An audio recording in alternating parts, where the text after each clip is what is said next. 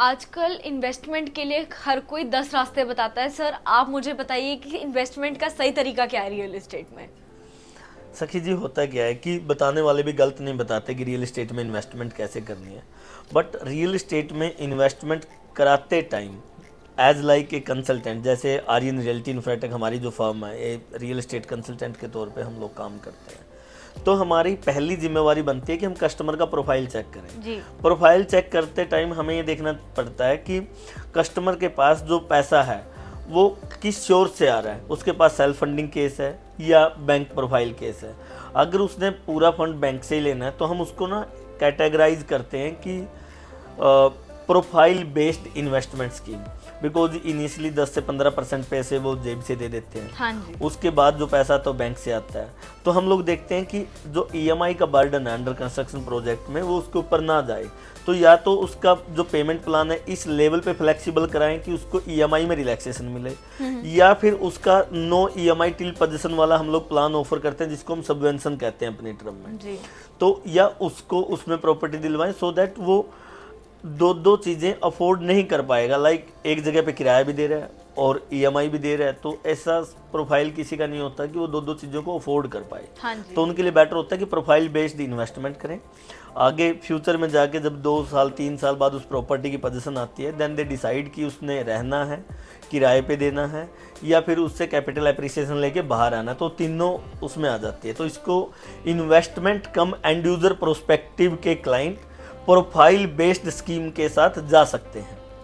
उसके बाद आता है सेल्फ मेड जो पेमेंट करते हैं लोग, उनके बारे में अगर मैं बात करूं तो पहले ये देखा जाता है कि उनका ना ये प्रॉपर्टी खरीदते समय एजेंडा क्या है। एक, उन्होंने अपने एंड यूजर प्रोस्पेक्टिव में लेनी है तो वो ready to move in property भी कंसीडर कर सकते हैं।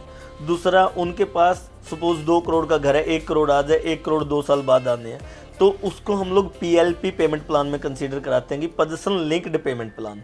पहले वाला था profile based and till position, ये है पोजीशन लिंक्ड पेमेंट प्लान। इसमें 1 करोड़ दें, 1 करोड़ रुपए जब चाबी मिले तब दें। उसमें टाइम जोन वो अपने हिसाब से डिसाइड करवाते हैं।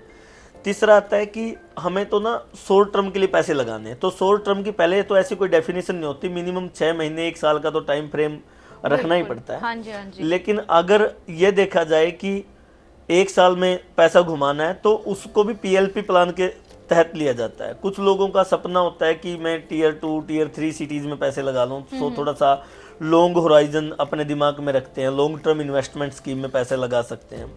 कुछ को ये है कि आज से रेंटल आ जाए एंड मेरे को ईएमआई में जैसे हेल्प मिल जाए एंड मेरी प्रॉपर्टी बन जाए, तो वो लोग self payment plus profile based दोनों का मिक्सर करके हम पैसा लगवाते हैं ताकि उनकी एक नेटवर्थ बन जाए। कोई 3-4 करोड़ का घर उनका एट टाइम ऑफ डिलीवरी उनको मिल जाए। कुछ लोग लगाते हैं कि मैंने तो सिर्फ कैपिटल एप्रिसिएशन से मतलब है। कुछ लोग पैसे लगाते हैं कि कैपिटल गेन का पैसा आया हुआ कि उसके लिए पैसे लगाते हैं। तो मैं सभी इन्वेस्टर से यही गुजारिश करता हूं कि पहले आप अपने प्रोफाइल को किसी कंसल्टेंट के साथ बैठ के डिस्कस कीजिए। वो आपको बताएंगे कि आपको कौन सा मोड ऑफ पेमेंट सूट करता है, आपको किस तरह की इन्वेस्टमेंट करनी चाहिए, एंड देन बेटर ऑप्शन कौन से हैं। बेटर ऑप्शन आज की डेट में गुड़गांव में 4 लोकेलिटीज़ हैं, एक golf course road, extension road, SPR and Dwarka express way. वहाँ पे 20 से 30 डेवलपर हैं जो अच्छे डेवलपर हैं। तो प्रोजेक्ट का कंसेप्ट क्या है, किस तरह से उन्होंने बनाया है, क्या उनका विजन है उस प्रोजेक्ट को लेके, वो आप देख लीजिए।